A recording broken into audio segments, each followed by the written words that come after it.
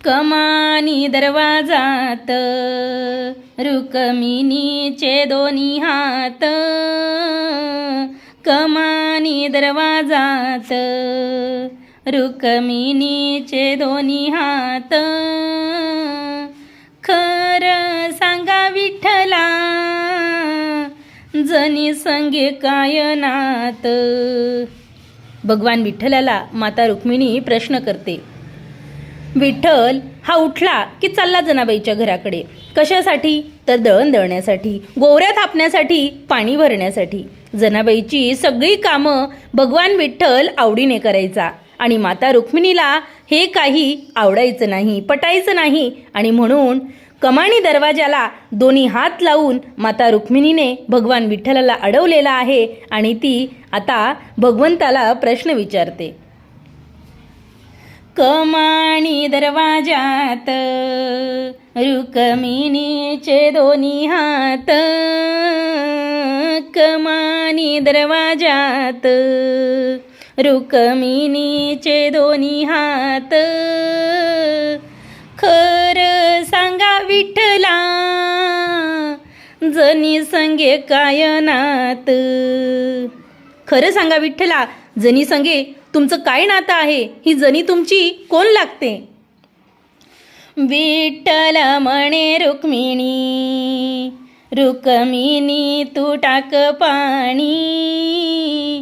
विठ्ठल म्हणे रुक्मिणी, रुक्मिणी तू टाक पाणी.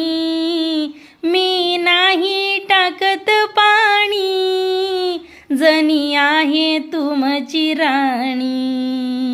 मी नाही टाकत पाणी, जनी आहे तुमची राणी. विठ्ठल म्हणे रुक्मिणी, रुक्मिणी वाढ ताट.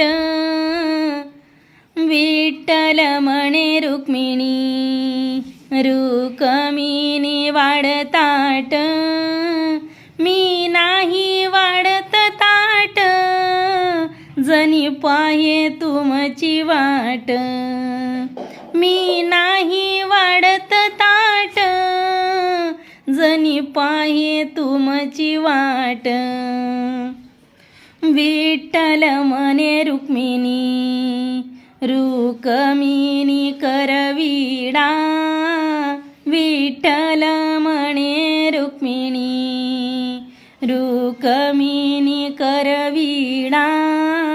मी नाही करत वीडा, तुम्ही जनीचा संग सोडा.